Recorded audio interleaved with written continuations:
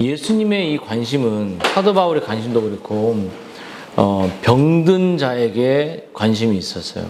그래서 이 공공신학이라는 말이 예전에 이제 지금 이제 한국 교회에 많이 나와 있는데요. 공공신학이 뭐냐면 우리들의 신학이 사회 안으로, 우리들의 신학이 이웃 관계 안으로 들어가야 된다라고 말해서 이제 공통적으로 신학을 그들도 이해할 수 있는, 그래서 결국 그게 뭐냐면 하나님 사랑, 이웃 사랑이거든요.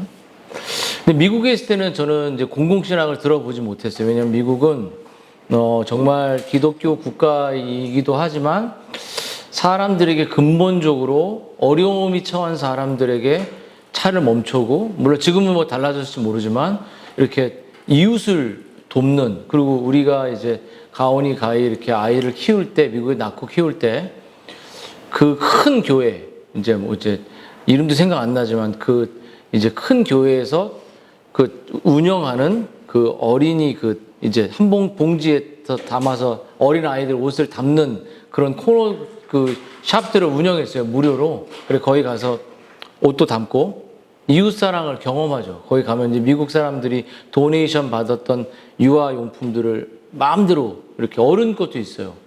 한국에 가져온 것도 있을 정도로 깨끗한 것도 많았는데, 그렇듯 근데 사도 바울도 그렇고 예수님도 그렇고 의 관심은 물론 사회에 대한 관심이 있지만 로마서를 이렇게 보면 이 세상 나라가 결국은 반드루넷 그런 것처럼 지나가는 거예요.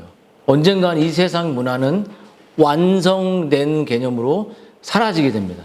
그래서 결국 예수님이나 사도 바울의 관심은 이웃에게도 있지만 교회가 추구해야 될 이 관심은 어디에 있냐면 바로 영혼에 있는 거예요. 영혼이 죽어있냐 살아있냐죠. 근데 죽어있냐 살아있냐를 이 세상의 유한한 시간 동안 공공신학처럼 이웃을 돌보는 거죠. 근데 이제 잘못하면 영혼의 변화도 없이 그냥 이웃 섬김으로 막 나가면 문제가 큰 것이에요. 그래서 오늘은 주님이 온 이 세상을 바라볼 때, 우리 아이들을 바라볼 때 병들어 보이는 거예요. 병들어 보여. 내가 병들었다니까, 만약에 막 여기 목말라, 여름 더운 날씨에 목마른 사람에게 필요한 건 물이고, 병이 걸린 사람에게 필요한 거는 막 여행 코스나 이런 게 아니라 뭐죠? 의사의 치료가 필요한 거예요. 절실하게 필요한 거. 그래서 여러분들에게 아까 우리 김성욱 집사님도 기도하셨지만, 제가 설교가 주일 설교 오전이 왜 힘들었냐면 기쁨을 살아내지 못하기 때문에 설교가 어려운 거예요. 듣는 사람도 마찬가지입니다. 내가 예수 그리스도 안에 있는 그 기쁨을 아이들에게 주지 못하는 사람이라면 괴로워해야 돼요. 실은 괴로워하고 내가 그리고 아까 기도했던 것처럼 정말 어떤 조건에 행복한지 한번 물어봐야 돼요. 거기에 내 병들었냐 병들어 있지 않냐가 결정되는 거예요. 다시 말하면 내가 정말 예수 그리스도가 날마다 회개하기 때문에 예수님이 필요하냐, 예수님이 그냥 예배 때만 필요하냐라고 말할 때, 봐봐요. 한번 물어봅시다. 우리 가온이에게, 동생 가온이에게. 엄마가 필요해 안 필요해? 필요해요. 매일 필요해? 가끔 필요해? 매일 필요하지. 매일. 아빠는 매일 필요해? 아니면 가끔 필요해? 매일. 자, 그럼 이제 가정은 건강한 거야. 예수님이 봐봐. 예수님 매일 필요해? 주일날만 필요해? 네. 솔직하게. 응? 자, 우리한테 한번 물어봅시다. 뭐 다 비슷한 얘기일 거예요. 엄마가 매일 필요해라고 맞죠. 아내가 매일 필요해. 남편도 그렇죠. 근데 거기다 예수님이 내가 정말 매일 순간 필요하냐 한번 물어보십시오.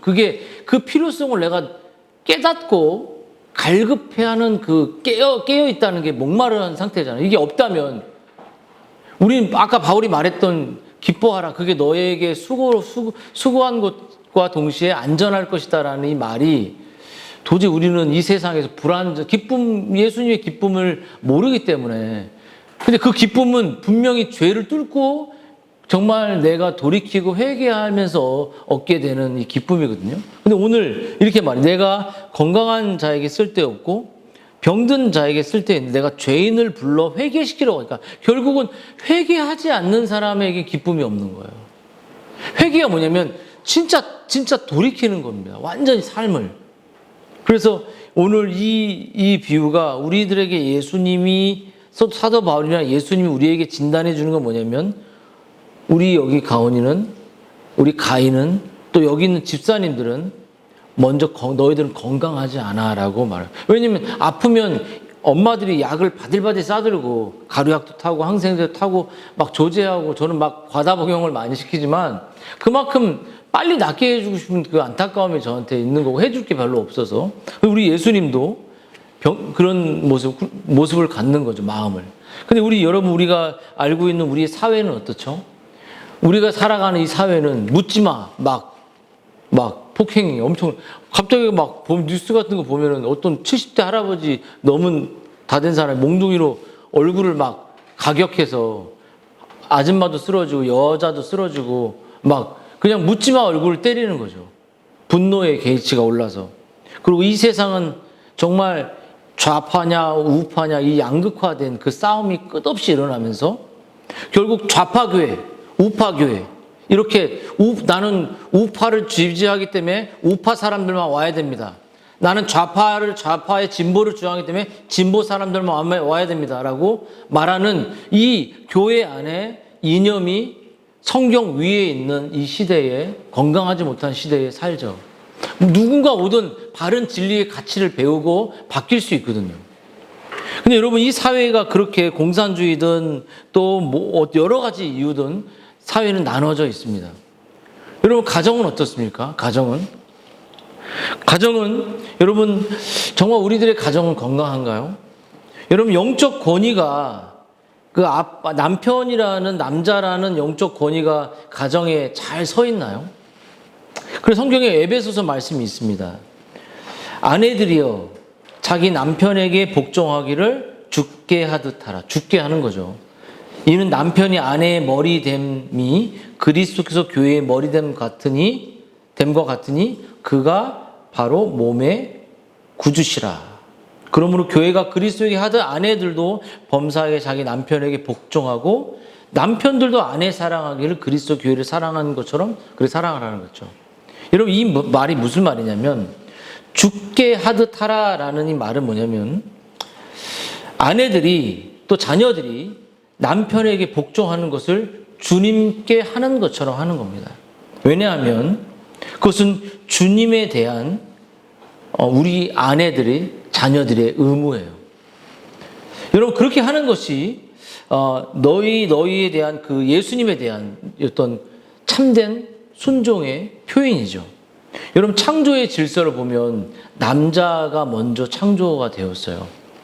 그리고 남자가 먼저 창조되었고 여자가 아니라는 사실이 성경은 되게 중요한 권위를 둡니다.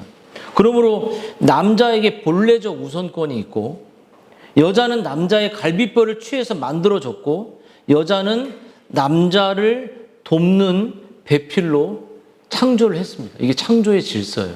그래서 여자가 가정에서 남자를 그 영적 권위로서 뛰어넘으려고 하면은 가정은 질서가 허물어지는 것이 원래 성경의 원리입니다. 이 원리를 벗어나면 가정은 무너져요. 이 원리는 어린아이들도 잘 알고 있어야 돼요. 그래서 아내는 자기의 남편이 이 세상에서 하나님의 대리자로서 자녀도 그렇죠. 그 기능을 도와주도록 하나님께 지음을 받은 존재들이에요.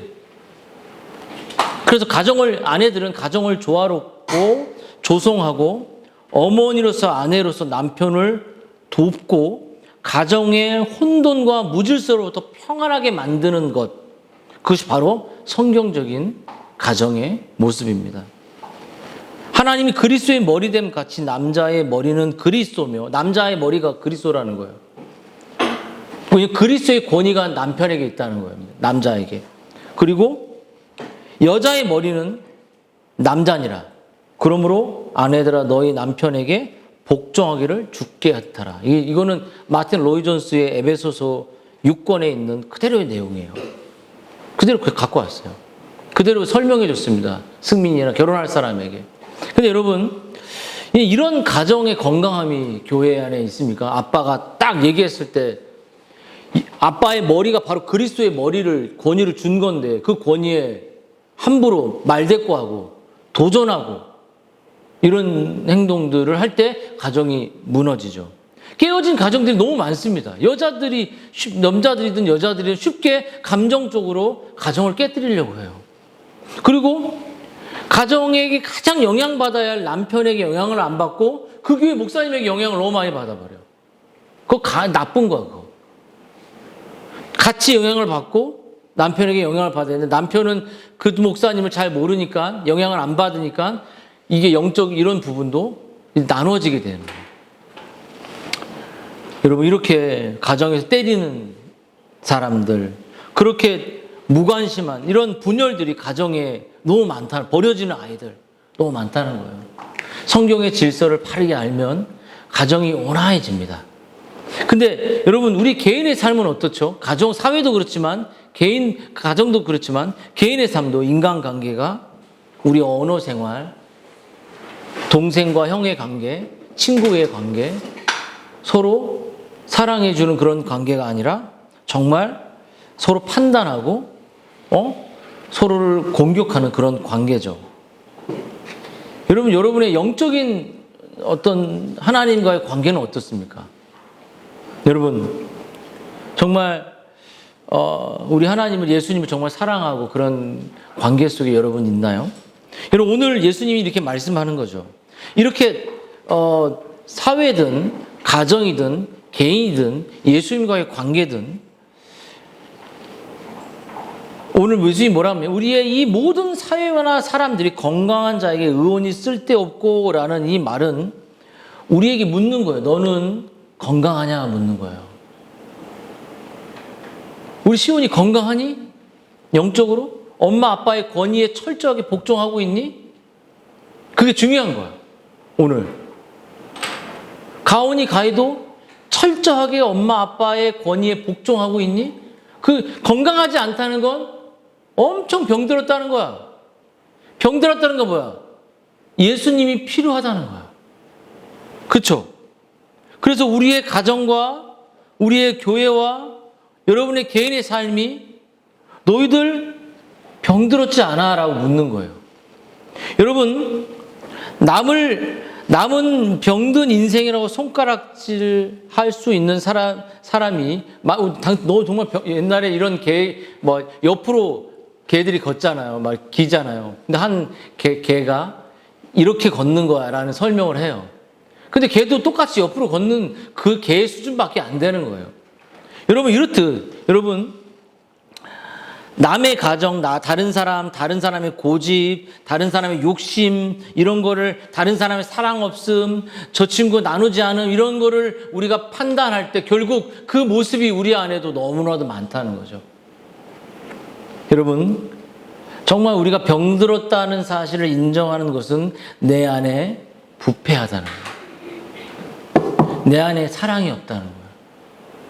내 안에 내 것을 나도 받은 것인데 불구하고 그것을 나눠주지 않는 자기 손에 들어오면 내 거가 돼버리는 그 욕심. 여러분 한번 돌아보십시오. 우리 여기서 내가 잡은 것을, 내가 가지고 있는 것을 누가 줬는데 쓰라고 준 적이 있는 사람. 정말 기쁜 마음으로. 여러분, 자신의 이기적이고 자신의 절망적이고 자신의 부패하고 자기 부인하지 않고, 자기 부인이 뭐죠? 내가 원하는 대로 살지 않고 하나님이 원하는 대로 사는 것을 자기 부인이라고 말하는데, 정말 자신의 절망적인 상태, 정말 지금 당장 치료해주지 않으면 죽어가고 있는 그 나밖에 모르는 상태, 예수님이 별로 관심 없는 상태, 성경에서 예수님을 생각하지도 않는 상태, 성경을 스스로 읽고 싶지 않는 상태, 누구도 내 가슴을 건드리지 말라고 말하는 그 상태, 그런 사람들에게 예수님은 너 아프지 않아? 라고 묻는 거예요. 너 나의 치료가 필요하지 않아? 나의 사랑이 필요하지 않아? 너 건강하다고 말하면 내가 더 이상 너한테 다가갈 필요가 없어. 너 아프다고 해야지 내가 너에게 갈 수 있어. 내가 저 친구를 사랑하게 해주세요. 저 친구를 용서하게 해주세요. 이런 고백을 하는 사람에게 예수님이 다가가셔서 이렇게 위로해 주시고 우리를 치료하시죠. 그리고 예수님 어떤 분이냐? 치료하시는 분이에요. 치료. 여호와 라파. 치료하는 분. 그리고 내가 예수님이 여기 필요하다고 마음으로 고백하는 사람들에게 예수님 지금 찾아가세요. 내가 너를 치료해 줄 거야. 너만 바라보는 너 중심성이 마음을 내가 깨끗하게 치료해 줄 거야. 여러분, 예수님께서 우리가 병들었다고 진단해 준 이유가 뭐냐면 손가락질하고 병든 마음, 병든 인생들은 모두 나를 떠나라고 하시기 위함이 아니에요. 병들고 연약하고 망가지고 또 폐기 처분당하고 정말 쓸모없이 막 버려진 인생들, 또 다른 사람들에게 관심받지 못하는 아주 연약한 인생들, 그런 인생들에게 주님이 다가가셔서 그들을 내가 죄인을, 의인을, 나 잘났어, 나 잘해, 이런 사람을 부르러 오신 것이 아니라 하나님 나 아무것도 못해요. 나 주님 필요해요. 내가 저 동료 한 명도 품을 수 없는 사람이에요. 이런 사람에게는 소망이 있어. 자기가 막 화내고 자기가 막 분노하고 자기가 누군가를 했다 하는 것으로 끝나면 그 사람은 정말 멸망이지만 그 상황 속에서도 내가 이런 사람이에요. 저를 치료해 주세요. 왜냐면 예수님이 병든 사람에게만 내가 필요하다고 했으니까. 이제 설교를 마칠게요. 이제 열왕기서에서 나아만이라는 사람이 있어요. 나아만. 아람의 군대 장관 나아만. 그 사람은 군대 장관이었어요. 미국으로 따지면 국방부 장관 정도 되는 아주 엄청난 파워를 가졌어요. 근데 그 사람은 갑옷을 입고 정말 명성을 떨치고 정말 화려한 갑옷을 갖고 있지만 성경은 뭐라고 말하냐면 그 갑옷을 뒤에 뭐라고 하냐면 문둥병자더라 이렇게 나와요. 문둥병자지. 그러면 문둥병자 지금 모르게 그때는 막 피부가 썩어서 정말 이렇게 죽어가는 정말 사람들에게 구별시키고 공동체에서 분리되는 그런 질병이었어요. 죄로 인한 질병이었죠. 근데 이렇게 질병이 들렸을 때 그 포로로 잡혀온 이제 한 소녀가 우리 엘리사 선지자에게 가면 나을 거다라는 말을 안 전해주는데 전해줘.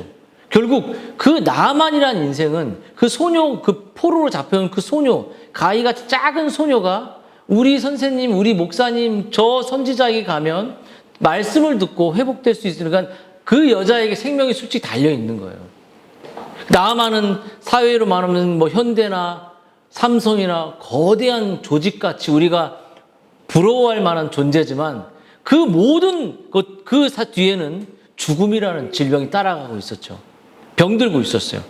근데 나아만이 딱 가서 막 소리치니까 안 나와. 물에 가 씻어. 이게 끝이야. 되게 버릇없이 엘리사가 물에 가 씻어. 요단강에 씻어. 이렇게 말했어요. 이거 되게 화나지. 그냥 국방부 장관이 왔는데. 근데 그 사람은 내가 아는 강 이렇게 깨끗하다 막 자기 합리화를 하지만 결국 그 사람 돌아가면 결국은 죽어버리거든요. 근데 그 사람이 결국 그 물에 들어가 씻어서 아이처럼 깨끗이 돼갖고 7번 들어갔을 때 씻겨 나와요. 이 말은 무슨 말이죠? 나만이 끝까지 자기가 문둥병인데도 불구하고 나 병 안 들었어.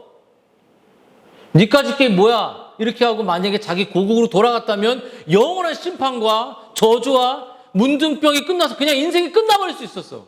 근데 이 나아만이라는 사람은 국방부 장관처럼 정말 위대한 왕의 그 바로 직속 왕이었음에도 불구하고 그 작은 속국에 엘리사 선지자가 하나는 그 말씀, 너 병들었으니까 지금 물에 가 씻어. 진리를 듣고 예수님께 나와라는 이 한마디를 번민과 고민 가운데 듣다가 요단강에 그래 한번 들어가 보자 하고 그냥 진짜 기쁜 마음, 막 자발적인 마음이 아니라 요단강에 한번 7번 나가서 너 죽여버리겠다 이럴지도 모르지.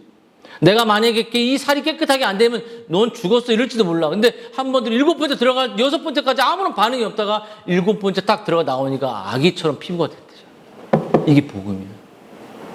내가 병들었다가 진짜 고백하고 주님, 저는 죽을 주님이 없으면 이 죄인이 지옥밖에 못 가요 라고 고백하는 사람에게 저를 치료해 주세요 라고 말할 때, 불뱀에 불려서 막 죽어가고 있을 때 노뱀 대신 예수님을 바라볼 때 주님이 다가오셔서 우리의 질병을 덮으시고 자신의 보혈을 부으시고 우리를 용서하신다는 사실, 이 단순한 복음, 이 복음의 첫 번째 원하는 주님의 마음은 내가 병들었다는 거예요. 내가 되게 이기적이라는 거예요. 내가 나밖에 모른다. 예수님이 나한테 아무런 필요도 없다는 사실을 내가 정직히 고백하고 주님이 필요합니다. 주님 사랑합니다. 주님 저를 축복해 주세요 라는 말한 사람에게 주님은 다가오셔서 네가 그렇게 병들다고 말하니까 내가 너를 치료해 주고 내가 너에게 필요한 존재가 필요로 네가 나를 원하니까 내가 너를 구원해 주고 너를 깨끗하게 할 것이고 우리를 회복시켜 주신다고 했습니다. 오늘 이 진리를 여러분이 믿기를 주님의 이름으로 축원드립니다. 아멘. 우리 기도하겠습니다.